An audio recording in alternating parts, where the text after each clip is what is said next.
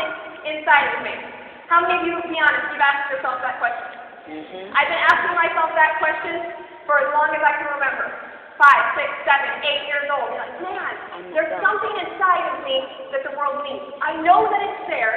I don't know what it is, and I don't know how I'm going to be able to share it. From the time I was a little girl, I was praying for something. I'm like, there's got to be some way in my life that I can give the talents that I've been blessed with, and I can share them with other people. And I can tell you, I am so honored, so humble in spirit, as Mr. Adams says, to have found a company where the vision of these three gentlemen, Mr. Burry, Mr. Shades, Mr. Holton, and their wives, have allowed each and every one of us to find a platform for your gifts and your talent and your passion. Woo! We were all created perfectly. You were created to win. You were born a winner. And something happened over the course of the last 10, 20, 30, 40, 50, 60 years that might have messed with that winning mentality. And see, what happens is we've been given an opportunity. Everybody's gifts are different. Everybody's talents are different. But I don't care who you are, where you came from, or what your background may or may not have been. You have a winner inside of you.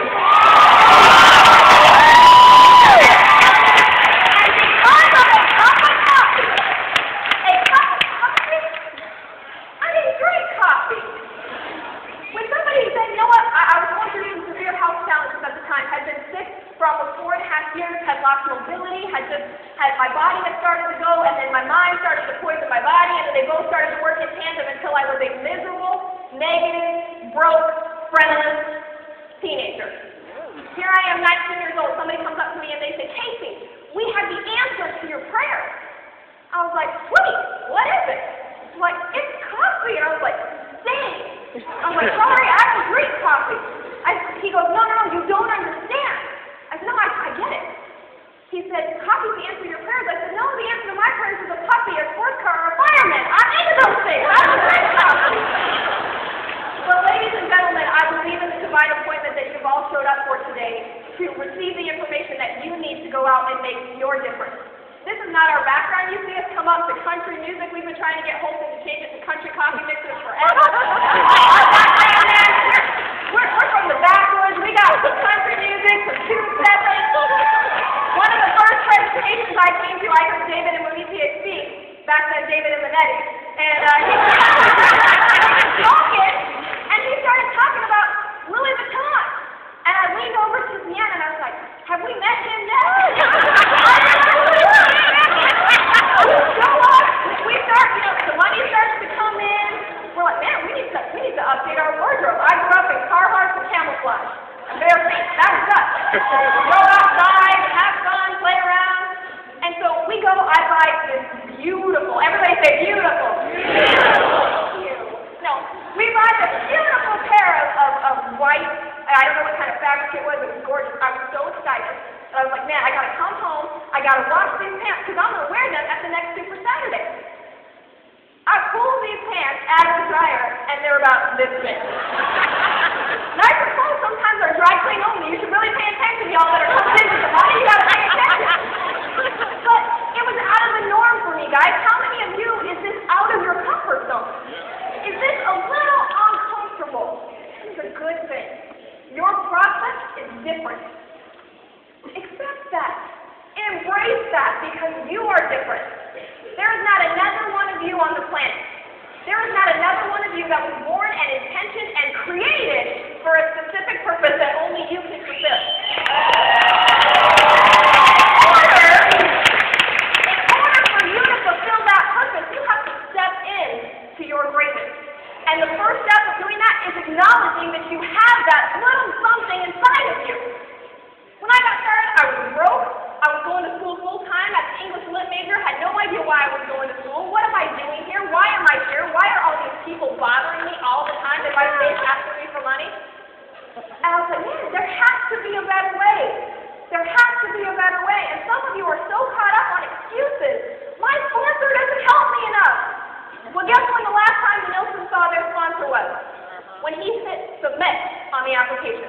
Haven't seen him in 2.5 years, and you know what?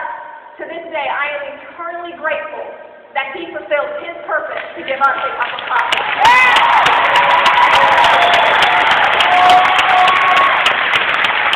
You gotta let that go. Don't think, man, I don't have any spillover. Guess what? Me neither. Get rich anyway. My sponsor doesn't help me. My team doesn't help me. Guess what? Get rich anyway. It's time for you to understand that you deserve to be free. The things that you want in your life, if anybody tells you different, I recommend you spend less time with them. You deserve to have the beautiful things you want in your life. Everybody say, I deserve. Believe it. You deserve these things, and your process is different. Ladies and gentlemen, I read a story many years ago that transformed the way that I thought.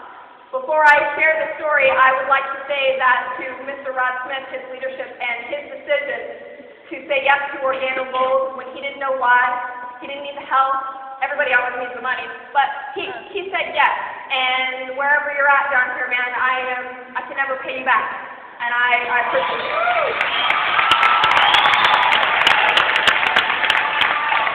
So I read this story, and I've adopted this principle into my life because with this principle, there's no stress, there's no anxiety, there's no fear. Fear is holding some of you back. Please turn off the news. There's nothing there for you. What you need is here, right now, today. You can get the things that you need. See, this story, there was a gentleman. He was old, he was wise, and he had this chrysalis. He had this cocoon, and there was this beautiful, beautiful butterfly in it. And you know this story has power because I don't like bugs, so this is a cool story. So here you go. It's got this beautiful, beautiful cocoon. And he gives it to his grandson, curious, beautiful little boy. And he's like, grandson, I have a gift for you. And he says, what is inside this is a creature that's on the brink of realizing how special it is. And I want you to take this and I want you to watch over it. But you have to make me a promise.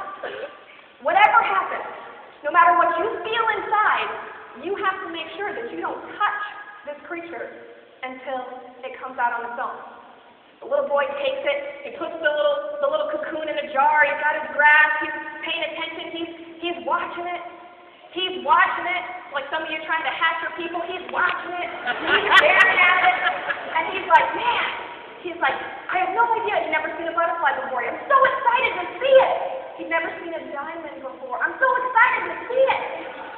And all of a sudden, that cocoon starts to shake, starts to vibrate a little bit, you get a little tension, it starts to just vibrate, that energy starts to come into that cocoon.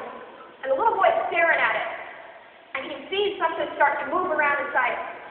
And his curiosity overtakes him, and he tries to step in the way of the purpose that was created for this creature.